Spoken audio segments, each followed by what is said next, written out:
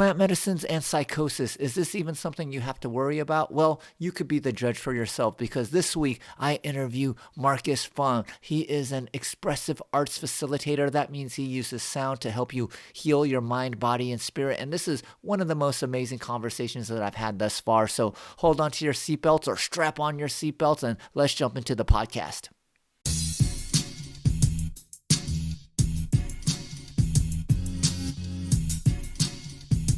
We are back with another episode of the Silicon Valley to Spirituality show. This week, I have a very special guest. He is an old friend of mine. Well, old friend, I met him at the beginning of COVID, which seems like decades ago. But yes, we have Marcus Fung here. He is a expressive arts director as well as a sound healer. Marcus, welcome to the show.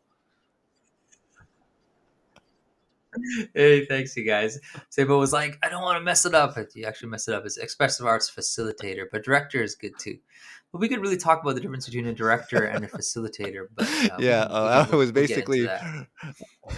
You well, tried, man. It was there you good. guys go. You know that I can only remember about like 5 words before they start leaving my brain. But Marcus is a very interesting guest that I wanted to have on for a few reasons.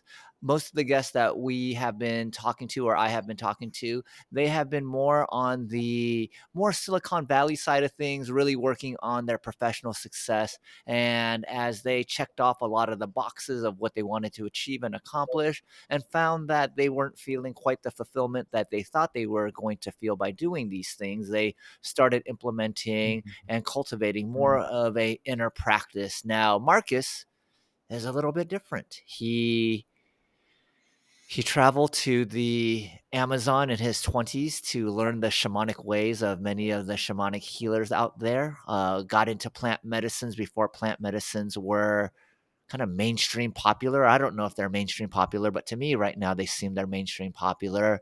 And now he's come back and he started to run businesses. And so it's a little bit of maybe spirituality to the Silicon Valley side of things. And that's why I thought we would have a really interesting conversation today. And, maybe before we jump in, Marcus, I had mentioned that you had studied with different healers and had traveled to South America. Would you mind giving our audience just a brief overview of how you got to where you are today? And then we could kick off our conversation from there. Sure. Yeah. Well, I mean, without using up, I mean, that's always a great question to ask anybody. Hey, like, how did you get to where you are today? And where are you coming from? And I'll try to keep it just really succinct based on what the show's about. But I think for me, like, and what Sabo was saying is not incorrect. It's just there's a couple timeline differences, but it doesn't matter. I think for me, really, ever since I was a teenager, I was kind of disgruntled. Strict parents, and by with a lot of strict guidelines. So we ended up, rebelling, right? I remember sneaking out of the window out of my house or like trying to come back in and not get caught.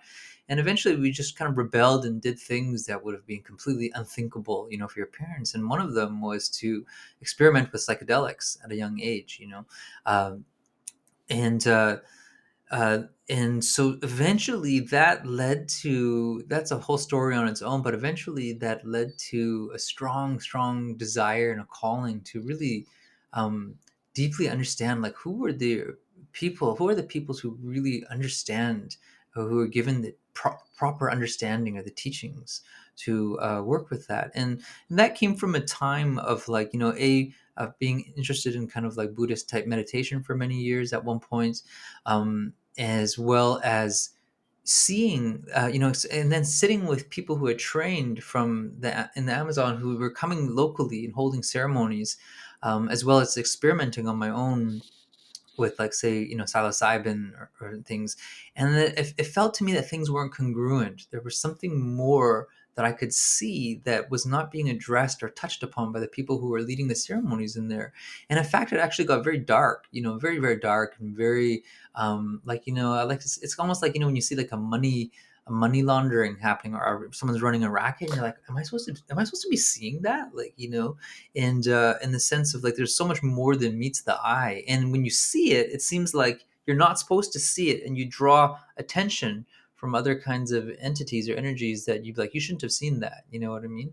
That's kind of like, um, and so I really it became confusing for me, and so I felt the strong desire to pay homage and set on my own adventure to learn, and that became a 4 year adventure into studying with my teacher in the Amazon and the teachings, of going abroad, and ultimately that ended resulted in me experiencing a massive psychosis back home. It's a long story, but as I started working on my own, and ended up in the psychiatric ward for about the acute period was 6 weeks, but and really had been building my health and my psyche and my understanding back to try to make sense of what happened, and healing myself physically, mentally, spiritually. And yeah, and now I continue to do the things that I've always loved to do, which is I use music and the power of music and rhythm and singing, expression, dancing, storytelling, what we call the expressive arts. They're arts that you get into not because you're a performer or necessarily you have to be good at them, like, oh, I've got to like work, study hard to be talented. These are the arts that we say that maybe they were even originally the healing arts. These are arts that everybody at one point had access to and did it, and there wasn't this pressure to be on the stage or to be insanely talented. We did it because it had something to do intrinsically with our well-being, and in the community structure, and the structure from the ancestors down. There was just so the I work in a professional context now as sharing a lot of those arts in a therapeutic kind of recreational way in the modern life, but really deeply it has tethered to me, which is kind of like this very ancient and old way of life that we don't see as much of these days. We only get to see echoes of. Does that help? Yeah, Does that yeah, kind of, is that a absolutely. good I think it intro, gives the Sabo? listeners a good idea, and I'm glad that you shared how the plant medicines or the experience led to psychosis. I think when I met you, I was at like my height of cheerleading psychedelics. And, I've always been an advocate for plant medicines and, never really thought about like the downside of it. Like in the cannabis industry, we often talk about how cannabis is like the worst thing that could happen is you'll smoke weed and then fall asleep, but then because it's talked about in this way where like the worst Yeah. thing that could happen to you is fall asleep, there are plenty of people that smoke weed all day, every day, self-medicating, and they'll come up with their own reasons as to why they do it. But I think that if you have any type of background in mental health, you'll realize that if someone's doing something every day just to modulate like their state of being, that is not a healthy relationship with that. And when it comes to more powerful plant medicines like psilocybin or ayahuasca, or that's the way Gavin always says it with the the H that way. I'll just do it like the Anglo ayahuasca. But yeah, when you take these medicines, you don't tend to take them as often as you could consume cannabis. But at the same time, I've also recognized people that seem to be like, I almost want to call them like professional psychonauts that just love the peak experience, but never seem to do like the integration work afterwards. And I love how you talked about the difference between performing arts and healing arts. I tend to feel like when I'm creating things, I'm always kind of like in that performance mindset, but I want to be more in that expressive mindset. So that was like a really cool delineation to kind of think, oh, wait, like some people, want to create this Mm, stuff and mm. they don't even need like a big audience. They're creating it as a form of self-expression to release maybe some negative emotions and use that as a healing modality. Yeah, absolutely, Sabo. Yeah, there's so much there that you could tag on. I mean, one of them is like like what has become kind of like the popular criticism or the popularity of, like, say, something such as plant medicines or whatever. You have folks who have been like, had their lives changed, in beautiful, drastic ways, and you also there are some people who have had their lives really, really messed up, or they've lost their lives, embarking on that journey. And I embarked on it in a very, very serious way. Like, I was under what I would consider a serious apprenticeship. Um, But what I like to say that when we work with the power plants, and it's something to think about, is like they contain a lot of power, and we're able to access. And you think about how much access. It's like the internet, right? It's like you're sitting around, you're like, oh, I don't have Wi-Fi, I can't connect to the internet. Then your laptop's like useless, right? Or your phone's useless, right? What we take for granted that gives it so much power. It's like, oh, but it's that power of that connectivity that connects us to all of that. And when we don't have that, we realize that um sorry so anyways, that's a lot of power, right? And so it's the same with the plant medicines. I always ask myself, so what is it that gives those plants so much power, and at what cost does it come at? And well, basically the simplest way that I say is that they come with archetypal lessons of power. Archetypal lessons, like original lessons, meaning what does it mean to give your power away, or to feel powerless, or to feel drunk with power, or to be like, to become enamored, or um, um, corrupted by power. And these were, and I think, when I look at so many different stories and counts, people have lost their lives. People have permanently brain damaged, or whatever, or stuck between the worlds, you could say, right? And so one of the interesting lenses that I've had, was to experience it and study that as a ritualist, somebody who is interested in, performing ritual in a good way, just like you would be interested in fixing a car in a good way, or building a house in a good way, right? As well as somebody who has been on the other side of the mental health crisis. I was diagnosed with just unspecified psychosis and hallucinations, but I knew what I was experiencing had to do more with the spirit world. But only looking at it in that frame was actually not serving me anymore. And when the nurse told me that my when they came to my house to, like, take me away, kind of thing, they told me, like, they just basically told me that, your blood sugar level is a 4 right now, and it should be an 8. And will you at least consider coming with us to the hospital so we can replenish your fluids? Because I hadn't been eating or drinking for like a couple weeks very much. I was just eating very little. And so that began to really give me the appreciation for the scientific mind view, which is not that I was never interested in, but I kind of divorced it at a certain age, because I found that, like, I wasn't good in school in that way, and then I got more and more turned off by people who seem to adopt a kind of aggressive, kind of dogmatic view towards, like, well, science is the only answer. And it's not that I didn't believe that it isn't. In fact, that I have such a deep appreciation, growing appreciation for science, but I had experienced things in my life that could not be that like, if you had experienced them in the way that I just like anybody, you would take a much humbler worldview. You know what I mean? And so that always turned me off about. And we've had lots of conversations about this. So for me, I think life is always in the way where you kind of coming back to center, right? So I'm more interested in science these days than I've ever been in, and I see how important and crucial and critical it is, right? Um, at the same time, I feel very privileged and blessed to have experienced things from a spiritual point of view that I hope that one day more and more growing respect, because I think we need both of them to navigate the Yeah. Oh times man, ahead. there's just yeah, there's so many interesting things. I wanted to like interrupt you like 10 times, but I was like, okay. I was Yeah, like, well, you can interrupt me. we're Go ahead, we're go for having it. a conversation. Yeah, well, If you don't, like I'll just I'm keep conscious going that we're on. having a conversation that other people are listening to. So I know like when I interrupt you, it's typically like stuff that's Right. between you and I that you and I would understand, but maybe someone that doesn't know us wouldn't understand. But Yeah, yeah. well, number 1, the Help the thing that really listener. stuck Yeah, out to me was, like, this connection that you talked about, like, that the plants give us when we take them, and then you compared them to, like, a laptop that doesn't have Wi-Fi, and, for me, in my experience, it was, like, the plant medicines gave me the idea that there was actually just something else out there that I could connect with. Prior to the plant medicines, it was like, "Hey, I'm just a computer, totally. and there's no Yeah. Wi-Fi."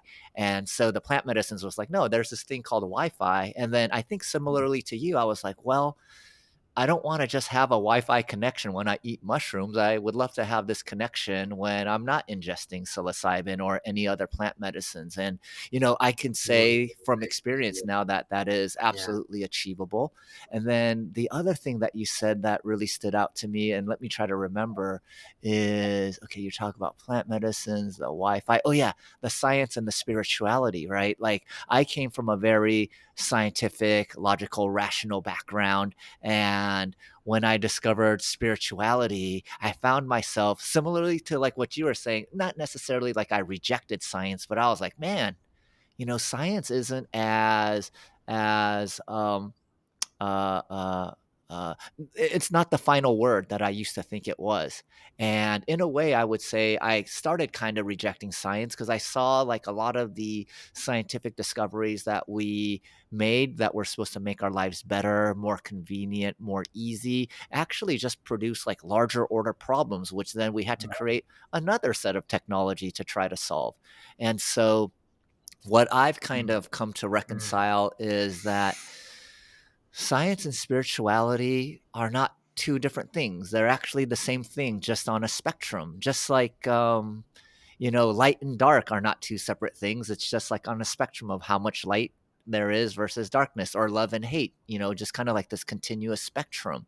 And so I believe that part of what you're talking about, part of what I'm talking about, isn't necessarily saying which one is better than the other, but just understanding like, hey, for certain things, a very logical, rational, linear approach may be more effective. For other things, being heart centered and being open and going by the feeling and not having to understand everything in your head and just trusting what your heart is telling you is also very important. Totally, bam. I'm gonna tag right in on there.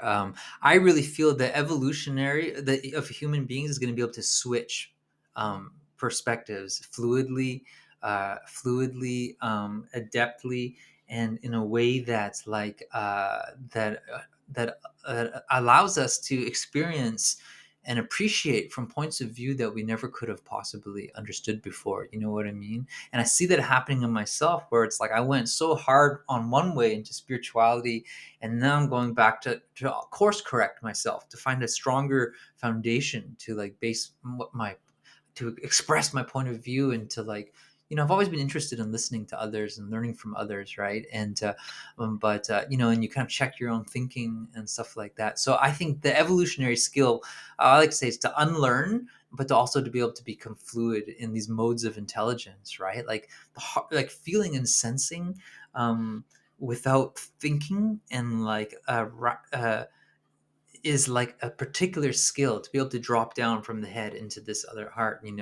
And that's just one. I like to say, who's it? It was Howard. I forget what his name was, but he's a Harvard guy, and he talks about like the modes of multiple intelligence. He says we have at least 8 modes of multiple intelligence. We've got interpersonal, intrapersonal, we've got spatial, kinesthetic, we've got numerical and logical. We also have an intelligence that's able to relate to nature, right? And he goes and defines these. And something that we're both interested in, Sabo, was flow state, right? And I wrote this course about like my personal hypothesis was to be able to like get into flow state quicker, is to be actually to switch between our modes of intelligence. Like I could speak directly from my mind very cerebrally, and then come into my body and then move kinesthetically, and then being able to like sing something from my heart and just like go back and forth. And we get into that state when we're like rapping or messing around. So I want to tag on that. Evolutionary skill is to become fluid in that. It's not one or the other, right? It's being able to like appreciate the multiple, gather information from multiple perspectives, get a larger vantage point. And I think the second thing that we were talking about too is, I think, when we say spirituality and science, it's kind of like convenient and cute to like pit them against each other. But I think really what I've come to see is that there are things like, for example, I think it started not started, but examples like Galileo, right? Galileo proposed that, did he propose that the Earth was round or something like that? I think that's what he proposed. And I could be wrong, but this, for the example, and then he got like excommunicated by the church or whatever, all these things. And I know there's been, when I tried to understand people who attack spirituality, I realized that they're kind of, it comes from these like things from like attacking like this blind faith, or this like the way that the church or whatever has like shut things down, and to like say, well, no, it's this divine God thing, right? You know what I mean? I think that's where that original wounding comes from, at least for a lot of people that I've talked with, who are just so adamant about like ripping apart like, you know, what blind faith is or having a higher power, right? Because you see, they've been the direct effects of people who have like suffered and you know, unjustly for that. Um, and I think just the last example I want to tie into is that, because you and I both practiced martial arts at one time, and you know, I used to really be like the blind faith of like, man, like Chinese kung fu is the best, or like Tai Chi, or all these things. You know, they were very ideal, and I don't believe that they're not, but I think they've lost their efficacy in some way, but their practicality in some way, and maybe they weren't being tested as rigorously as they had at one point. You know, like it's, you know, I had this friend, he's like he pressure tests containers, right? That's literally what he does for a living. And that's what has been happening to martial arts in the last, you know, 10, 15 years, you know, starting with the UFC and the Gracies and all that stuff, right? You got to pressure test your system. And so I've really kind of been making this migrant mind shift, and to not to lose the traditional roots, um, but you know, there's something that comes with the evolution, you know what I mean, which means to pressure test, see where your weaknesses are, see where your vulnerabilities are, and see where you may be like closed-minded, right, in that way. And I think and we have that, maybe evolution is like the, Yeah, yeah. you know, is the key No, I word like here. that, I like that Sorry man, that because was a what it long made one. me think about was, um well, I mean, this is interesting because I think, Marcus, you've seen, like, my entire, like, spiritual evolution. You know, when you met me, I was definitely, like, a certain way.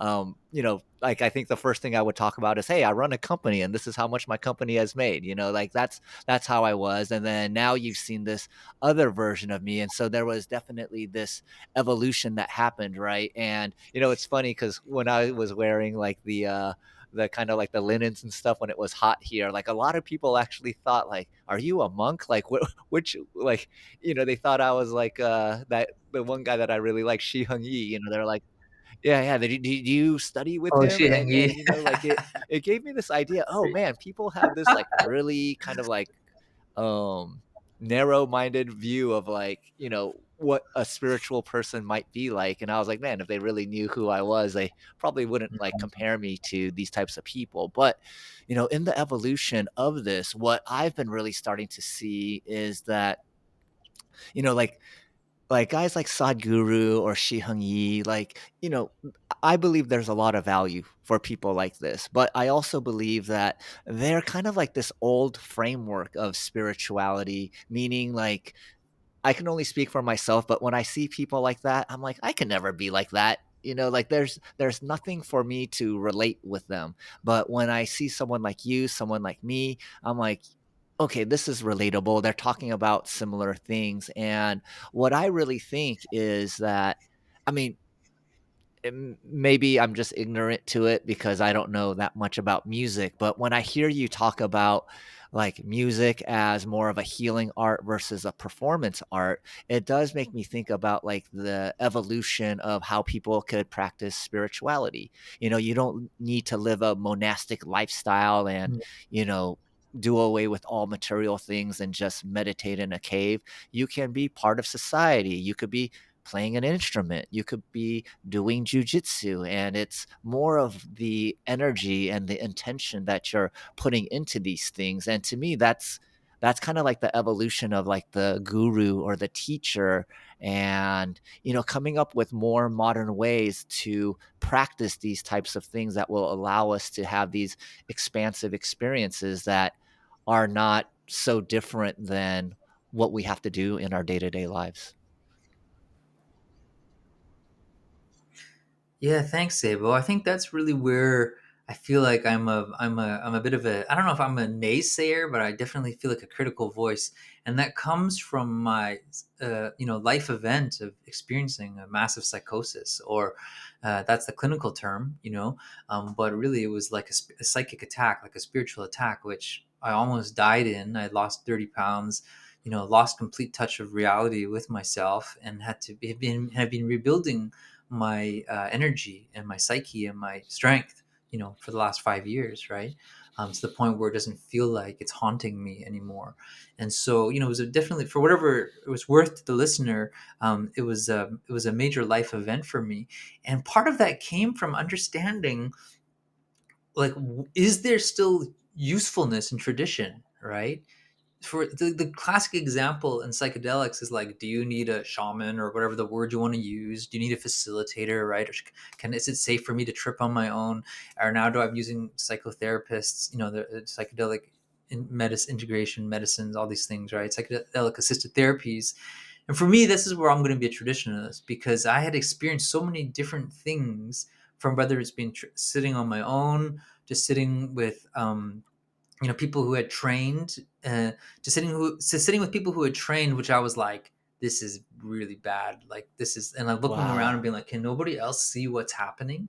um but it's like, and I know for a fact, it's hard, I mean, it's hard to say, do I know for a fact, but it, like, there was just every single, like, when you realize that like people are still in a daydream, like they're actually, I mean, you were saying the worst thing that can happen when you're on cannabis is you fall asleep. But let's, if we use that as a metaphor for, like, you literally fall asleep at your own wheel, like you're walking around your life like you're like a sleepwalking, right? And most people have that analogy of like, oh, I woke up, like I'm waking up to this like greater reality, right? And that's being kind of my part of my quest, was like, how come not everybody can see it? Is what I'm seeing actually true? And uh like, there's got to be some form of like authority, or some kind of order, or some kind of understanding, deeper understanding. And I went to go seek that understanding, and it came at a great cost, because basically it came with understanding, from an indigenous worldview, at least from where I was studying, which I felt very privileged to be let into a little bit. It's not like, hey, let's look at psychedelics. It's like, hey, it's not like, hey, let's work with psychedelics. It's like, hey, what is it like to sit with, the peoples in this culture, and to experience how they experience from the outside in, right? Like, what is it like to have modern way of life, and electricity, and power lights, and social media devices, like, impinge on a culture that is like doing its best to stay intact. You know what I mean? Watching the youth get interested in different things, and fashion, and losing interest in their traditional values, right? Like, that was very, very, like, heart disheartening and heartening and sobering for me, because I feel like, as a human being, I'm trying to recover from my own family having lost, like, that essence of whatever traditional wisdom and value. It's not that we don't have like traditional wisdom or value, but that deep, deep, that deep, deep medicine that, like, a family might used to carry, like, and pass on, right? Like, these teachings, whether it be kung fu, or like, esoteric secrets, or just like a trade, like, hey, my dad taught me how to, build, you know build furniture, or something like that. That's like what was passed on and what was lost. And so, part of this whole danger that I see of, like, especially in modern spirituality, is like, people are, it's just mixing and matching everything, right?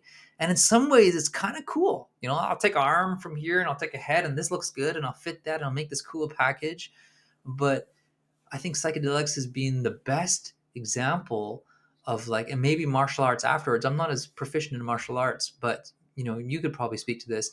But if you don't really know what you're doing yet, you know what I mean? Like, you can, like, you can seem like, here's a great example, bit long-winded. If you walk into a jiu-jitsu studio, and you like, you're a white belt, right? When you're a white belt, like, and but you leave the jiu-jitsu studio, and you act like you're like a black belt or something, right? You're like, oh, like, nobody else knows what I'm doing out here. And the same with, I think, plant spirit medicine. It's like, people pose as like black belts, but you can't really see. You have to learn. I feel like I learned to see. You know what I mean? I was learning to see, and it looks very similar, right? And but in the jiu-jitsu studio, you practice, and you can see when your skills are growing. It's very physical. It's very like, you tap out. I'm choking, right? It's very grounded. But in the spiritual realm, it's like, it's more it's a little bit more elusive. What I'm trying to say is that, is there danger, you know what I mean, of trying to find these modern ways and mixing and hacking and da da da da, all these things? That's my main point. Is there a danger, and who is qualified to say if there's a danger or not? Right? You know, is it the modern scientists, or is it spiritual traditions that have, like, you know, learned something over and over again without the use of the scientific instruments? They have these Yeah. particular Well, you know, principles that they follow. scientific instruments could only pick up what they were designed to pick up on. So if you're not thinking about like different variables to measure against, you won't pick up that information. And I think, you know, with one thing that we can say with mixed martial arts has definitely become more effective. You know, like if you learn martial arts under the context of mixed martial arts, you'll probably be able to defend Yeah. yourself more. You'll probably be able to fuck someone up like even more with your new skills. But I think what is lost is like, well, why are you training in the first place, right? So I think like most people will agree, or almost Right. everyone will agree that martial arts is more effective now. But I think what you're talking to and what I understand myself Yeah. is like this essence of like the martial artist mindset, you know, that doesn't seem to be taught and cultivated in these mixed martial art gyms.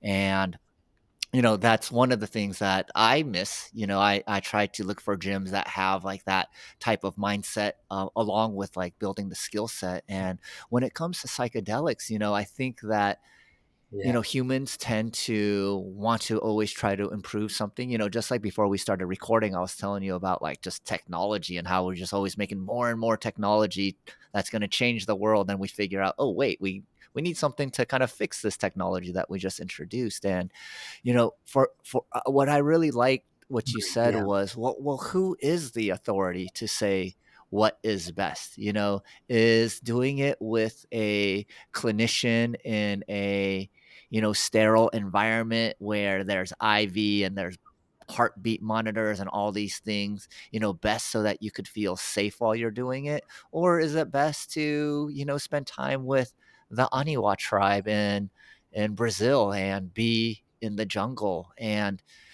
you know, I think that when I tap into myself to look for that answer, I would say that the answer is very difficult to come to a conclusion if you're just thinking about it with your head. But I think that if you ask your heart and you really Mm, just try to see mm, which mm, environment allows me to really let go, which environment allows me to explore the most.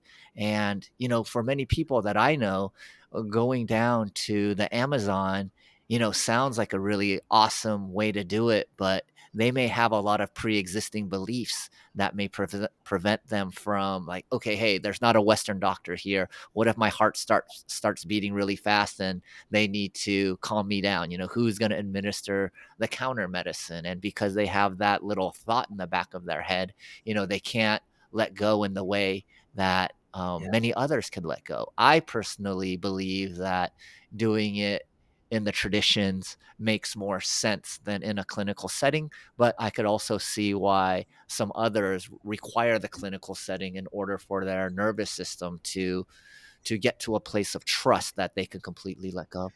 for sure, for sure.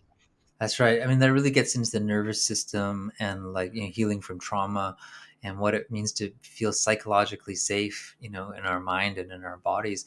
I'll see if I can just tag on really quickly because, you know, I liked what you said, Sabo, about you know, getting a place where we can just feel free to explore and, like, with our heart, and that, you know, reminds me of children, because, you know, here we're talking about danger and it's like, oh my god, like, oh, and then there's children. It reminds me of like kindergarten, you know, which comes from that German word kinder. I think it was like kindergarten or something, and it basically it means Oh, like a place wow. to That's explore cool. the wonders of nature, right? You know, and like, here's an interesting analogy, and it's not to say that tradition is not wrought with problems, right? But I think tradition, at least, you know, you'll say there'll always be someone who's trying to trick you or trying to lead you down the wrong road. You know what I mean? And at least there's a framework for that, right? But with this modern kind of like, oh my god, we should just try that or try this or try that, you know, like sometimes. I guess that's why maybe people are always so like so critical of like charlatans or like, well, where's the proof? But what I'm trying to say is that like for me with my teacher, even at the point I got to the point where I was like, okay, if I keep following my teacher, I could be fucked. I could be totally screwed. Like, what if I'm following someone down the wrong path? And I look around in the jungle and I'm like, I'm too scared to try to find my way on my own. You know what I mean? Because I don't know this place. I don't know the dangers. I don't know what's poisonous. I don't know what I can eat. I don't know where I can sleep overnight. Right. And I think something that I learned, just as an analogy, is that in a healthy, intact culture, if you're, this comes from John Young's work, and he's like, he's a nature reconnection mentor, and he studied all these different cultures, and he tried to see which culture still passed on an intact like way of relating to the natural world, right? Because he believed that the inner genius that lives in each person, or what our youth need to develop their full intelligence, their abilities, their skills, their virtues, their character, their qualities, could was done through passing on, a culture's way of passing on their connection with their environment, with their natural woods. And one of the ways he used to tell this story, and he would say, there was this guy Hanuma, and I believe he was like in, I don't know if it was in Kenya, I think it was in the Botswana, and he would say they would start with this story that late at night with the fire and all the children around, and he said, a long time ago, the lion ate many of our people. And all the kids are like, they're like paying attention more, right? Because there is a predator out there in the natural world, right? In the order of things, and you need to learn to pay attention. If you're looking on your phone and like scrolling, it's like you're not going to hear that little subtle scuffle of the lion or see his Yeah. tail going or understand. You know what I mean? And so this way of paying attention, this is what I learned that I did not have when I was that I had lost going to the jungle, because you can't walk like that, right? You can't walk. You can't just like leave yourself like, you have to understand what the danger is, and that's what the danger is in that. So when you go to these traditional peoples who worked with psychedelics, they maintain an understanding of a close understanding of the danger of their natural environment, right? The dangers that nature placed there. It's not that it's evil. It's just you respect that rattlesnake or whatever, or that poisonous spider, because that's just a part of creation, right? And you become in relationship with it. And so to me, it's like that kind of uh, uh, sorry, I just lost my train of thought. But it's that being as a children, your my parents like, don't do that, that's dangerous or something, right? I think we've kind of lost some of that, but now it's like, to this kind of helicopter parenting and stuff, right? And so there's a spectrum of like deep intact culture. Then there's like kindergarten. Like, I would love to be in kindergarten again as like an adult, right? I'm sure you do, and I think there's a lot of joy that comes from that. So somewhere along that, say, well, I know I'm kind of digressing a bit, but that's how I've come to navigate, try to make sense of what's important, in these Yeah. remaining You know, years of the my guy life, that right? I interviewed last week, his name is Jake Hornberger. It was kind of interesting.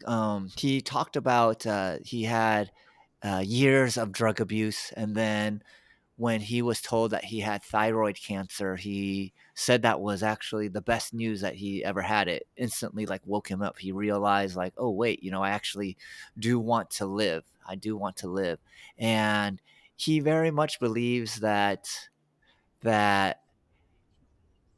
your adult life could just be like kindergarten, a place where you're exploring. And of course, we have responsibilities and things of that nature, but regardless of Hmm. the responsibilities, his Yeah. belief is that you can approach all of these responsibilities with the same kind of kindergarten attitude.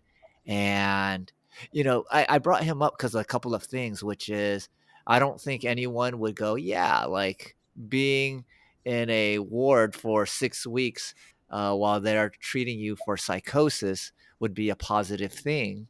But, given what Jake was talking about like his thyroid cancer that he was told, like, do you like sense or feel like, wow, I learned so much actually by this happening to me. And this was actually maybe something good that happened to me in the long run versus, wow, this was maybe one of the most traumatic incidences that I've lived through. For sure, yeah. I mean, I love Jake's attitude, and sometimes I feel like I've lost a little bit of that like kindergarten heart. I call it, your kindergarten heart, right? It's that part of you that never wants to grow up or that doesn't have to grow up. I remember once driving past this wall downtown, and someone spray painted "Don't grow up, it's a trap." You know, and I think it refers to what it means. Come on, grow up, man, or this maturity. I think maturity is a better word, right? Because often I find myself kind of feeling, oh, I need to spend more time like adulting because I've just been kind of a bit of a big kid. And that's served me well in a lot of ways, but I also, the gravity of responsibility and being a man is actually it weighs heavy, right? And I don't even have kids or family. I know you do, Sabo. um so No, sorry, no, you what did, was that? you I'll did. just leave it at that. I'm not The sure if I gist of the answered your question question. was, were you able to take away anything positive from the experience? Oh, yeah, sure. Absolutely. I mean, I'm still don't understand fully why it happened, but I can say that it was probably one of the best things that have happened to me. Like if I had kept on going down that path, not necessarily that it was the path of the plants or whatever, but I was in a certain disillusionment. There were certain things that I couldn't see that I can see now, and maybe that's just the nature of always looking back on your path, right? And it it. It definitely was the most traumatic experience I've had in my life, but it set me on a path of like just getting real sober, to like, wow, like,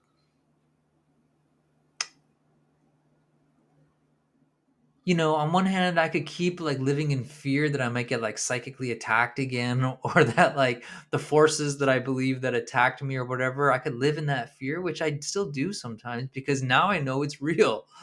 Something or someone, or whether it was a biological phenomenon that just happened, or a chemical imbalance, or something in my karma, or the way I understood it, it was very directed attack.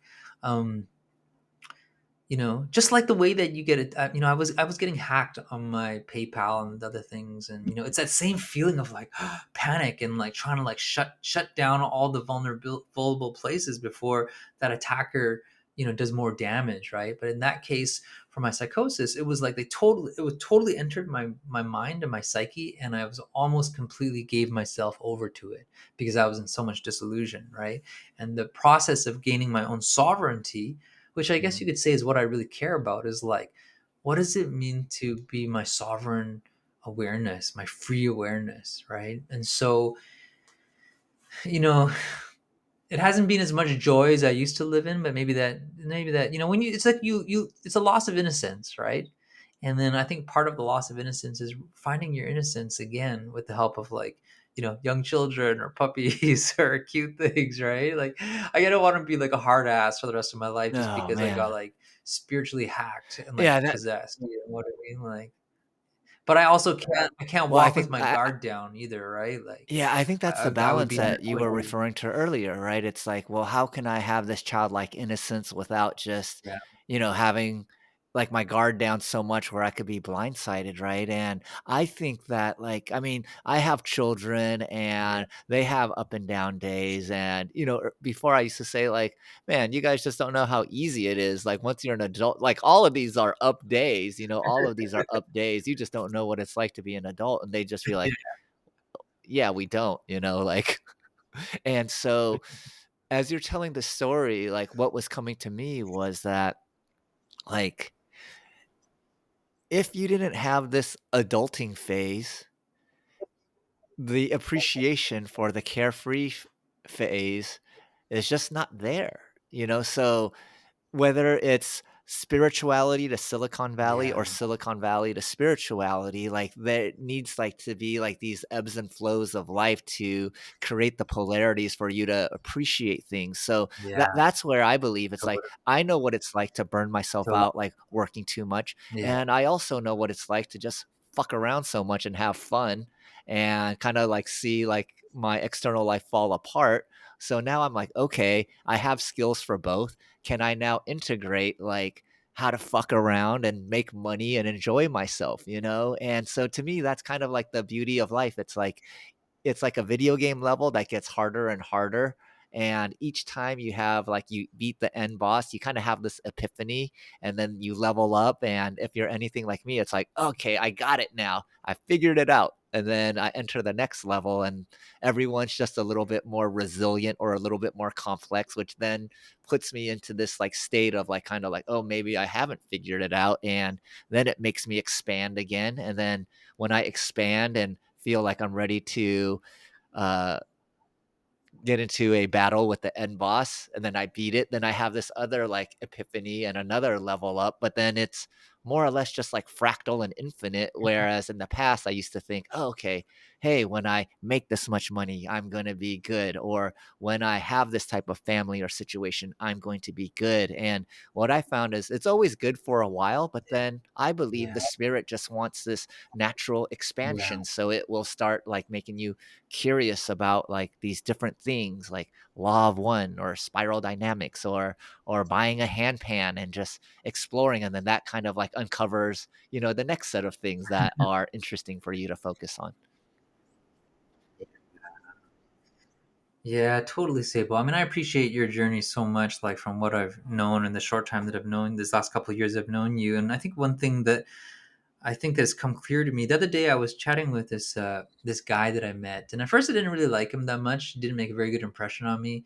And I sat down and I talked with him a little bit more, and he told me a little bit about his story. He was telling me about how he was married and how his wife and just for the sake of a good story, his very wealthy parents. He told me a story and how they've just like how he just fought tooth and nail to try to have like shared custody of his daughter and how difficult they've made it for him. I empathize with him a lot, and it really shifted in that moment because things aren't I'm not cruising in life right now. I feel like I'm looking at the foundation and being like, holy f, this needs a lot of repair, right? Like that's where I'm at in my life right now. The foundation needs a lot of repair.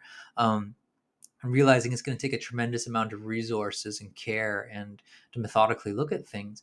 And I just heard this man talk, and man, I just appreciated that it really must seem that we all have our own life circumstances, you know what I mean, our own life stories, and where we are in our lives.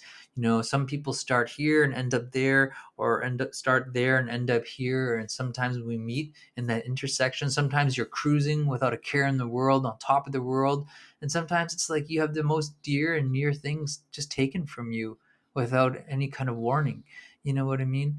And um and uh and the one thing for sure that I could appreciate is that we all have our own journeys, right?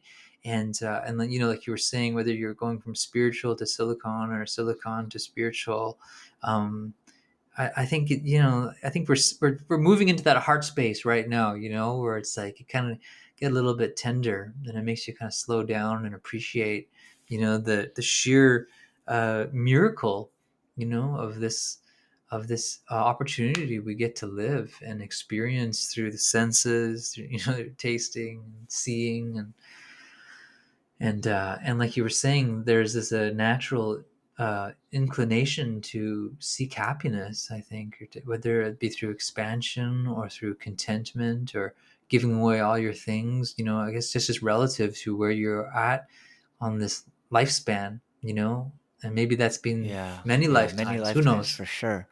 You know, I kind of want to do a slight pivot and talk about the sound healing that you do. For the people that are listening that don't know what sound healing is, can you give a brief synopsis of sound healing and how it works? Sure. I mean, it's a very broad topic, you know what I mean? You've got folks who are very into the frequencies and the numbers. This specific hertz will produce this specific result. You'll have people like myself who are a little bit more skeptical on that, and who'll be like, there's you can't prove that. I mean, they have done certain studies and stuff, but And then you have people who understand, which is more like me, like, we know that intention, our power of intention plays a big role in sound. And, whatever intention that we have to, is carried through that sound. And so where I really come from, at least in my studies of sound healing, again, it's a very broad topic, but I think the most profound sound experience that I've had was, with my teacher in the Amazon. And it didn't have to do with a lot of singing bowls or gongs, even though I love those instruments. It was his voice, and it was the way that it vibrated. And it's like when he was singing, it's like he was carrying the memory of all of his ancestors and all of the wisdom and mistakes that they've ever made, and they were singing it in a song. And that vibration, that consciousness was was transferred as a vibration, through the melody, through the lyrics, through just the sheer vibration, the frequency of the music. And to me, as a sound healer, I think that's what I aspire to. I aspire to connect to my own memory of that place, of my own of my own connection to that. But I also know that sound on this very basic level. Um, I think what people are curious about maybe is like, well, what's the difference between good music and sound healing, right? What if I listen to the Beatles or my favorite tune, right? And I think in some ways, I think all good music can be healing, right? When you hear that song that just addresses that melody that just touches you in that place that you didn't know how to touch, right? It just resonates something within you. And so I think that's the key, is that whether they're specific instruments like a gong or a flute or someone's voice, it resonates something in you. And when you can recognize that resonates, like as whether it's as true or something that you really, something that helps, that touches something that you weren't sure how to touch or acknowledge, I think it becomes a really great catalyst on many different levels of our being, whether it's a spiritual level or an emotional or a physical level. And again, there are many different ways to approach sound healing, but we can say that the word healing, at least we can understand it in English. Some people might say, well, can it cure cancer? And you've got people who are like using the example of like a singing bowl or like a glass, like a wine glass, vibrating in a certain pitch, and then it'll shatter, or I mean when the singer hits that pitch. And there's studies of like bridges that are like suspension bridges that will literally, I think they'll collapse once if it hits a certain frequency. And so there's so many things that I've yet to understand fully. All I can say is that I don't approach it in that way, because it's like, what kind of claims can I make, right? All I know is that for sure sound has an effect on my consciousness and on my nervous system. And the general idea with sound healing in the nervous system is that the frequencies and the tones, usually they're deeply resonating, or instruments with a long sustain, they naturally uh, they shift our brainwave states, and they also kind of facilitate a down regulation of our nervous system. And not just the nervous system, but then, with those altered brainwave states, I think we can access what we call non-ordinary states of reality, which are very similar to like a trance state or what we experience in plant medicines, or other things, or meditation. I remember I was doing a session for this lady, and she goes, and then I started seeing these builders around me, and I'm like, and I don't see visions. And but somehow she was able to enter into that state, right? Maybe there was no coherent information for her at that time, but that's something that I'm very particularly interested, based on the way that sound has touched me.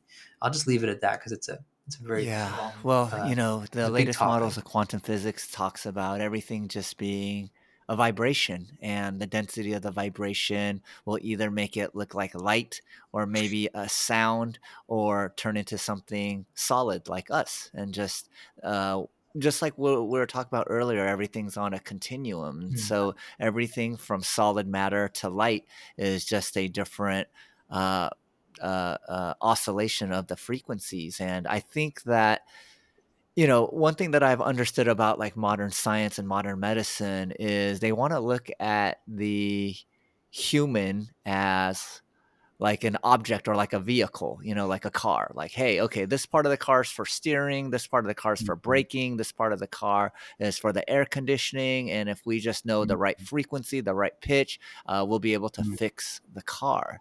And much like modern medicine, it's like, well, why does an adult get, 400 milligrams of ibuprofen and then a kid have 200 milligrams? Well, because the kid is like half the size of an adult. It's things like that. But then we realize, wow, there's so much more variance between humans. And so maybe 7 hertz might be good for someone else, 8 hertz might be good for another person. And I believe that it's our desire to intellectually understand everything so that we can then use that information in a logical, rational way to persuade someone that this works. And I believe that for someone like me, Right. Yeah. like the older version of me, this current version less so, but still I like evidence, right? Like, hey, uh, how many reviews do you have for your coaching, or hey, how many like people have purchased this course? And if there's more people, then some for some reason I'm like, okay, it must be like a good course, I'll buy this, right? So I do see the value of having data to support these things, but I've come to the point where I know that what is true for me might not necessarily be true for others, and not only Might that, not it be might true almost for be the someone opposite else. for other people. And like, I really Yeah, love kind of, I yeah, think what you were describing was like, you're kind of just using your intuition to dial in like the right types of music and frequencies for people, and not necessarily like, hey, this is a group of 30 to 35-year-old Asian men, and Asian men tend to resonate with this type of tone, and really come in and just kind of, like, Mm, I mm, feel like mhm, this mm. is what I do when I give like my talks, is like I kind of like really just try to sense the room to the best of my ability, and then deliver my message in a way that I Mm, believe would be most conducive to them receiving it. And a lot of this is not conscious, like I believe mm, it's like much more mm. subconscious, but I have felt like, okay, I like this style better than going, all right, I'm speaking at South by Southwest, this is the way I should show up, this is how I should dress, versus if I'm speaking at a Howard Johnson, meeting room to like 10 people, which I used to do, just kind of like really just like the, okay, these are these types of people, these are these other types of people, for the Howard Johnson crowd. Maybe I'm not going to wear my suit and tie for South by Yeah. Southwest. I'll put on the dog and pony. But now I'm just like, all right, let me just, whatever room I'm in, let me just kind of like get a sense of the audience, get a sense of the energy, and then speak in a way that I think is most conducive for that environment. Yeah, yeah, like authentic, Yeah, I relate to that. Sabo, I relate to that a lot.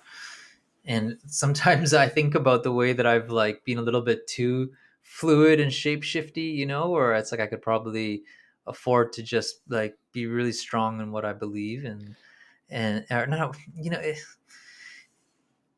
I what I find that when we were talking, there's this Yeah. constant theme of like two, well, this way or that way, or this way or that way, and I really have been, some people know that they call that the living in the duality, right, or that binary way of thinking, and on some ways we know that I think you can appreciate that things are on a spectrum, it's or a continuum, and I also been really reminding myself to shift again. It's that mode of it's that we talked about before, shifting modes of perception, right?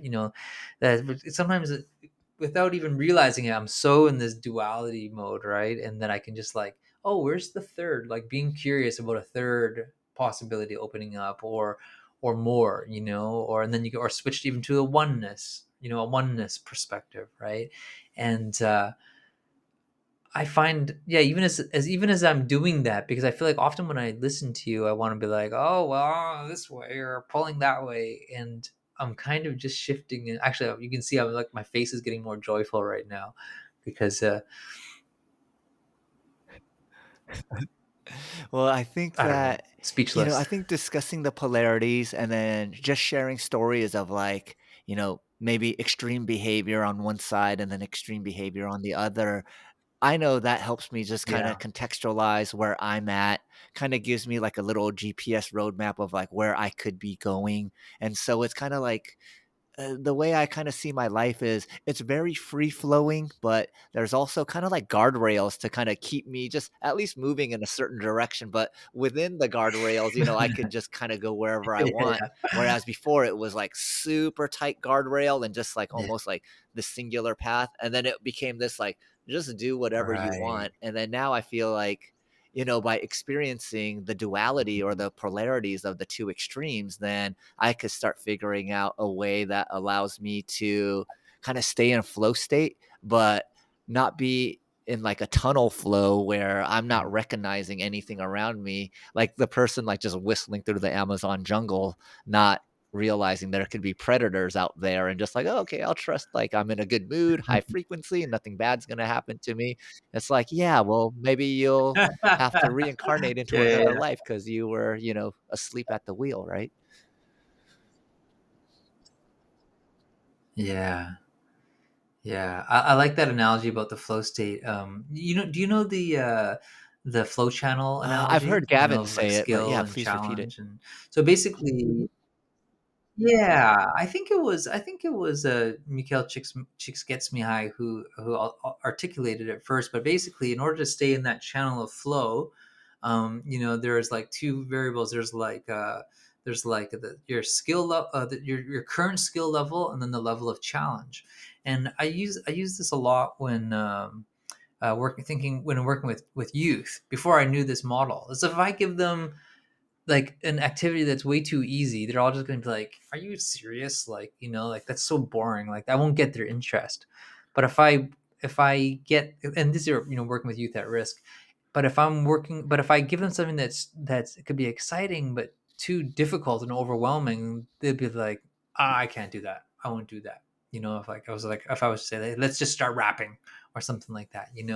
And so, as a facilitator, as an expressive arts facilitator, my job is to constantly mitigate the level of skill and challenge, or what you were saying, like the variables, the guardrails, right? If I put the guardrails too easy, they're going to get bored very fast. But if I put them too wide open, it's going to be like what we call student crisis mode, right? You're going to become overwhelmed, you're going to become anxious, and you're going to feel like giving up. If it's too simple, you're going to feel bored and apathetic, right, to the things. So this idea of like mitigating the level of skill and challenge, um, and being able to see if you're improving, which I think is a great metaphor for life, just like your video game analogy, is that, like, we can use that kind of very common sense of the flow channel to like stay in flow longer versus crashing onto one side of the riverbank, like, bored, or I'm like, this is way too hard.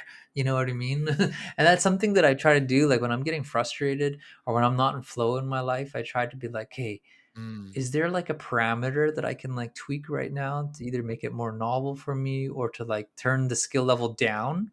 I find lately it's been less boring and more too challenging. You know what I mean? I don't know about Yeah, you, yeah. but No, I have a right. recent example of that where, I mean, for like the last 3 years, I just been coaching and, just kinda had this like singular focus on growing my coaching business and started to feel a little stagnant, started to feel a little bit bored with just that, and then I got another job in the cannabis industry, and then all of a sudden, like, I'm a part of, like, 5 or 6 different, like, startups, where I'm either advising or taking some sort of like minor role.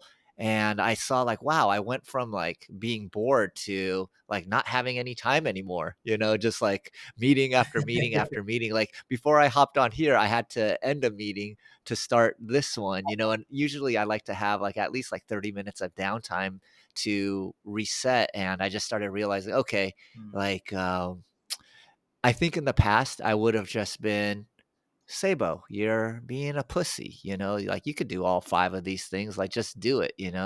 And now I'm recognizing like, okay, hey, I know I don't wanna just do one thing, but I can't be like spread out too thin.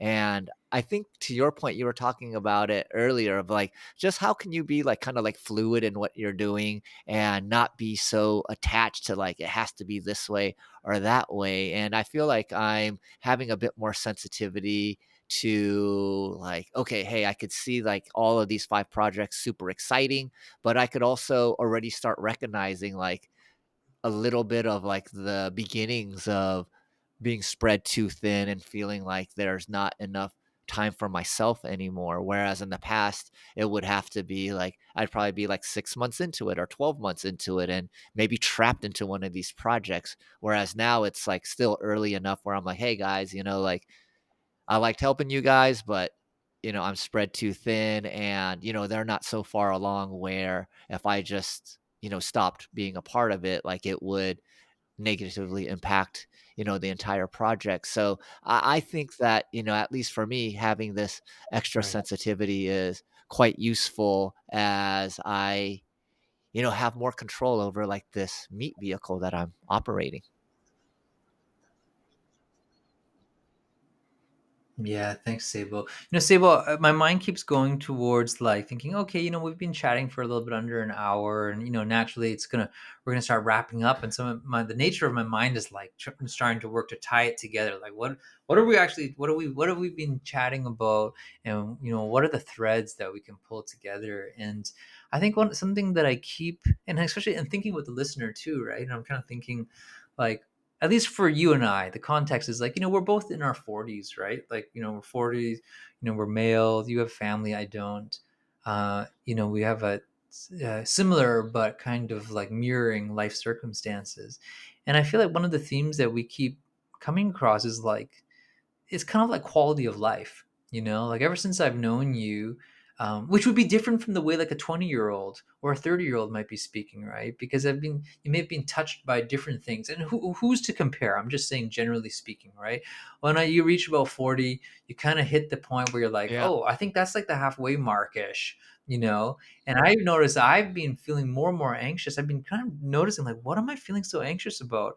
And there's this kind of prevailing sense of like, I'm not going to have time to finish everything I want to, and then I start rushing, and then the rushing, like, this has been the pattern of my life that I'm slowly starting to unwind, right? And now that it never used to really be that apparent when I was like under 40, but more and more recently as 45, it's like I'm like, wow, like, what am I so afraid that I'm not going to be able to finish like before I get here, And what's really important, because that way of hustling for me Yeah. is actually like, it costs me, man. Like, it is not the way that I want to live the rest of my life. And I had to see, like, really see how I grind, right? Um, and I never used to suffer from that. Um, and, uh, and so, and I'm thinking, a lot about what you're saying, like just in terms of like, how do you set these ideal conditions? And I think ultimately for me, that's what I'm being interested in more and more lately, right? It's like, how do I, for in relative to my own life circumstances and my own life experience, and kind of like sizing up the gift of life that I have, lucky to still be alive, and the things that I deeply care about, how do I live well? How do I live well? And that has changed my ideal and ideals of living well by watching other people, and this last couple of years has shifted drastically. I'm like, okay, maybe I would, like, and that's something I appreciate about you. Like, ever since you started the whole Chillionaire thing. I'm not sure if your listeners know about the Chillionaire, but it's like, how do you live that abundant lifestyle and chill, right? Like that was like super appealing for me, and I think you've really tapped into that, right? You seem to always be very conscious that it's not about, like, even though you've touched that, you've been in those like big, the at least for me, like what people like, like high rolling, high level, right? But it's like somehow you have, I wonder what is it about you that keeps it in context. About, it seems to be about quality of life, or the things that's actually really what's important to you. Yeah, You want to say something about absolutely. that? And, I Does that mean, resonate? quality of life to me is most important because I realized everything that I was trying to achieve and accomplish were all just kind of like different ways that I believe would allow me to have the best quality of life. And there are many things that I've regret doing and I wish I could do over. But when I sit in deep meditation, it just becomes apparently clear to me like all of these things had to happen for me to have this level of appreciation. And had those things not happened, maybe the suffering would have been Mhm. less, but the appreciation Mhm. that I have now would also be less. So I think part of my journey, before was always like looking for different ways to have like the best time possible, you know, grow the biggest company or even like meditating. Like I saw Mm. like in a No. way, like I was using meditating the same way I was using cannabis, kind of like as a form of escapism. Mm. And, Mm. then I started just, you Mm. know, I started seeing or what it was starting to show me in my meditations was like, yeah, like you had a very busy lifestyle, so you had to kind of swing to the opposite side and experience what that was like. And then now that you're starting to, the pendulum is Mm. kind of like balancing out more in the middle, you have like a much deeper appreciation because you've been at these polarized ends. And what makes sense to you right now is perfect for where you are right now. But in Mm. another 5 years or 10 years, like it could be Mm. completely different. Like, living out in a rural area is perfect for me right now. But I think in my 20s and 30s, it would be hard for me to imagine, like, waking up, pulling weeds, uh, mowing the lawn for 2 hours, being something enjoyable because I needed to at that point in my life, I felt like even though I hadn't hit 40, it was like, "Hey, there's not a lot of time. If I wanna be a billionaire, I need to, be a millionaire by 30, then I need to start compounding like 10 to 20 to 30, and, like, make things happen in my 30s to get to a billionaire in my 40s. And, I Yeah. think having that attitude made me very much appreciate like slowing down and then slowing down to the point where I feel like I was kind of getting disconnected from reality because all the things that my friends would tell me, I was just like, that shit don't matter to me. This is just a projection of your consciousness, like no big deal. And then I realized, well, shit, like I'm living in the 3D world. And one of my meditations was like, Sabo, like, living in the 3D world and doing 3D stuff is no less spiritual than meditating all the time. It's really I think you said it best was Yeah. it's not just the frequencies and the music that you're playing, it's the intention behind it. So really kind of just focus on your intention. And if you understand your intentions going in, like you'll be able to keep learning and expanding and suffer a little bit less. So that's kind of what came up for me after what you had just said. Mm. I like that, Sabo. Suffer a little less. Yeah. It, it just really dawns upon me now that, like, whether it's people listening or people that I know in my life, or if it's you, it's like people are on their own journey, you know, and relative to their own journey. And at least I know for me right now, like, because there's this kind of pressure of thinking like I put a lot of pressure on myself when I watch these big achievers and stuff, right? And I believe that I have that potential, and I've achieved a lot in my life. But the more I think what's been happening lately is like whatever is driving me to feel like I need to compare myself to people or whatever time in my life, whether it's social media algorithms or whatever, or it's just an inherent sense of discontentment, or the feeling of like I could be doing better, or I could do better than that, is that it's starting to soften because it's not really that as important, right? And I think it's what you were saying. It's like being able to appreciate where you are in your life and how you've come to arrive there. And it makes me kind of inspired to actually take some time to reflect, a little bit about how do we arrive where we are, and that's actually how you started this podcast. You asked me about, oh, how did you get to, right? And there's so many uh little side roads that maybe we've taken that actually, maybe hold those little reflecting on those memories, and those friendships and those encounters. I think it gives you Yeah. clarity in moving forward, right? Like I said, I'm at this time in my life where I'm really looking at the foundation of my, metaphorical house, and being like, oh boy, this needs a lot of work. You know what I mean? And yeah, and so I feel like that's a really nice like note to kind of like savor. What are the things that help you appreciate, Yeah. where you're coming from, and all the things that have touched your senses, all the things that have touched your Yeah. experience, You for know, better we or don't worse. have Right? enough time to talk about this, so let's definitely schedule some time in the future. But I remember you talked about, I had asked you about like singing lessons, and then you were telling me like, like I could teach you less about like the performance voice, but more of your authentic voice. And, that's something that I think deserves like its own hour to really dive into because I've been super fascinated with this concept ever since you told me about it. And Marcus and I have a mutual friend, Olivier, who learned some songs down in the Amazon that every time I see him, he whips out his guitar and he sings this song. And, if he was on American Idol, I think that Simon would have some Simon things to say about it, but I can tell that Olivier is kinda singing from, like, his authentic soul's voice, and it really, like, hits me in a Mm, way where, um yeah, like, my even just thinking about it, like, I could feel, like, these emotions of me sitting there just watching him, like, really expressing himself, not performing mm, for me, but just really being in tune with that mm. music, and I wanna talk about that Yeah, at a deeper level, and yeah.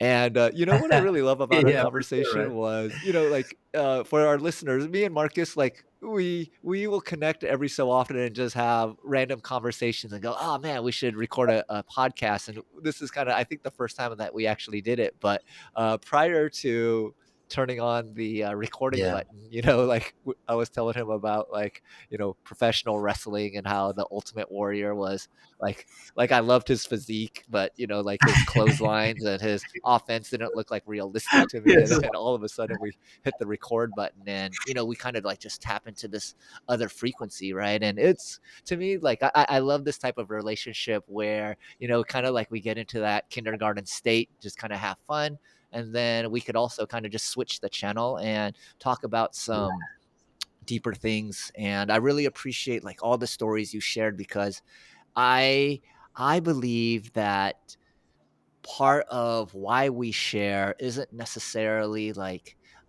maybe the best example I could give is, my wife, right? Like her nervous system is much more hyperactive than mine. She tends to get stressed out and want to, put in effort in certain things that, in my belief system is like, I don't think that's going to relieve your stress. That may compound your stress. But I've kind of just taken more and more of like a backseat to what you were saying earlier is like we're all on our own individual journeys. And instead of me saying this is what you should do, I just kind of share a story of like this is what happened to me. And whatever she picks up on, or if she doesn't pick up on anything, I'm kind of like, okay, well, I'm not trying to fix or change her. I love her as my wife. I accept her for, and if she wants to be stressed out and this is part of her path, so be it. But that's not going to prevent me from talking about the things that bring me joy. It's just that I'm not going to be telling her, I think this is the way you should be living your life. And our relationship has been so much better Yeah. that way. And I guess that should be no surprise when you're not telling your wife what to do. Your relationship is better. But yeah, That's I great, I Sabo. typically Appreciate instead of it. me ending the podcast with my story, I always love to kind of just open it up to like, hey Marcus, I know like I asked a bunch of questions and you answered, but was there anything that you really wanted to communicate to the audience before we signed off?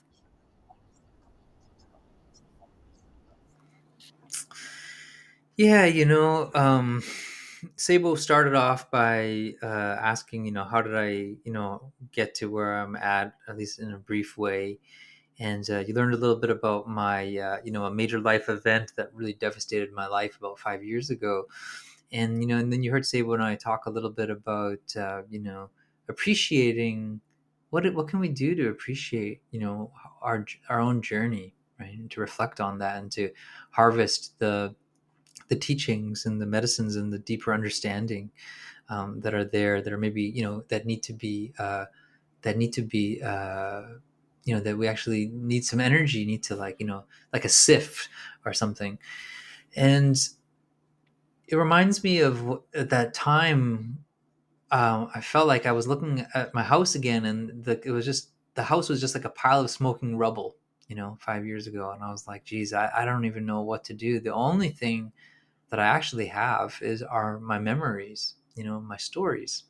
And I began this kind of storytelling project, telling our most important stories, because I remembered it was just in passing. I had read this book from this corporate storyteller, and she says, we all have stories, but what are the most important stories that you have to tell? And if you could only tell three of them, with so many stories, so many memories, you can tell three or four or five of them, which ones would they be? And I still don't actually know the answer to that question, but in the journey and the process of sitting with that question, I know that whenever I tell one story and I reflect on it, I actually pull on that little memory, and I kind of see in my mind's eye like a tapestry of my life, of all of these stories. And then I pull on it, it's actually connected to the whole entire tapestry. And by telling that story, it may not seem like a significant story, but I start to see the significant themes in my life that have always been there from the beginning, and then I get a little bit more of a clue, whether it's a story about my dad and this broom, or about, my dad changing the diapers on my nephew, like, and there's these, it has never failed to uncover a very, like, a precious, heartfelt gem that is not always what it seems to be. Oh, like, what's my most important story? Oh, I got in a psychosis. I got a spirit attack. It actually might not even be my most important story, even though I feel like I need to tell it, right? But there are these other themes that have been presenting themselves in our lives. So as a listener, I just invite you to reflect on that, and to know that every memory that you share, every story that you share, is connected to, the larger, currents of your life, in your own life journey. And that, yeah, we just wish you well, as you gather those medicines and those teachings and those, insights that you have to share. And if Yeah, you don't share them, yeah, who that's else will so share cool. them, right? Thank you for sharing that. I think that what I heard you share was that like we have some major stories in our lives that we think are like kind of like the defining moments, but there's other connections to stories that might not be like these peak moments that are really integral to who you are as a person, and to maybe spend a little bit of time contemplating that. So thank you so much for sharing that. And like what I really like about that last story was before we started, I was like, Marcus, how should I introduce you? And then that led to, me rehearsing how to introduce you and then fumbling it when the camera turned on. But the original name that I know Marcus at is like the World Bridger.